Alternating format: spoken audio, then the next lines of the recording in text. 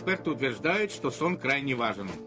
Дәл осылай қорылдау өзіңізге білінбесе де өзгенің мазасын алады. Таңертең қорылдағаныңызды айтса, кейде сенбейсіз. Бірақ бұл ұйықтағанда жиі кездесетін құбылыс. Қорылға қатысты нақты статистика жоқ. Алайда әлемде үлкендердің шамамен 30%, ал балалардың 14% қорылдайды деген болжам бар. Ал осы қорылдау неден туады? Адамдар не үшін қорылдайды? Причиной для развития храпа могут быть абсолютно разные. Қорылдың пайда болу себебі әртүрлі болуы мүмкін. Ол адамның микрогнатия деп аталатын анатомиялық ерекшеліктеріне де байланысты болады. Бұл кіші жақ бөлігімен қатысы бар. Сол жақ бөлігі кейде демалу жолын кішірейтіп жіберу мүмкін, немесе қорыл жұмсақ таңдайдағы тілшікке байланысты да болады.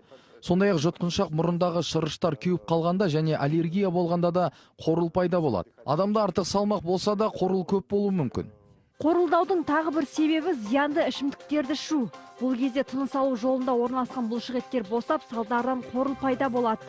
Егер мұрыннан соққы алсаңыз да қорыл пайда болатынын ұмытпаңыз. Мысалы, соққыдан мұрын кеңсірігі қисайса, ауа айналымы нашарлайды. Содан да адам қорылдайды. Ал осы қорыл қаншалықты қауіпті?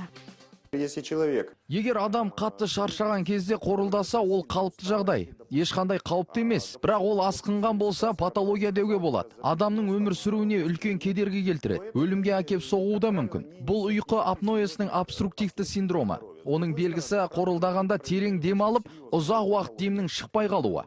Яғни жаныңыздағы адам қорылдағанда осындай белгі байқалса, бірден маманға жүгіну керек.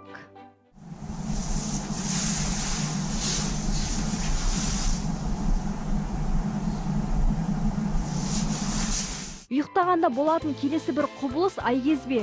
Осы уақытқа дейін ғалымдар айкезбені ай толысқан кездегі табиғаттың әсерінің пайда болатын ауру деп келді.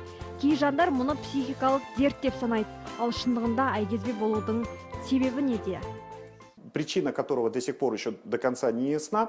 Айкезбе болудың себебі әлі күнге дейін анықталмаған. Бұл кейде адамның белсенді қозғалысына байланысты да болады. Өйткені олар терең ұйқыда жүреді. Тіпті айкезбелердің қатты ұйқыда болатыны сонша биік ғимараттарға шығып кететін жағдайларда кездеседі. Бірақ олар бұл жағдайдың ешбірінен хабарсыз болады. Бұның барлығы нерв жүйесіндегі өзгерістерден туатын құбылыс. Айкезбелердің 25% ұйқыда жүріп әртүрлі дене жарақаттарын алатын көрінеді. Сондықтан бұл дерттің белгілері байқалған сәттен бастап міндетті түрде дәрігер кеңесіне жүгінген дұрыс. Маржан Нүсіпбек, Мейірбек Абдрахман, арнайы Қайырлы таң үшін.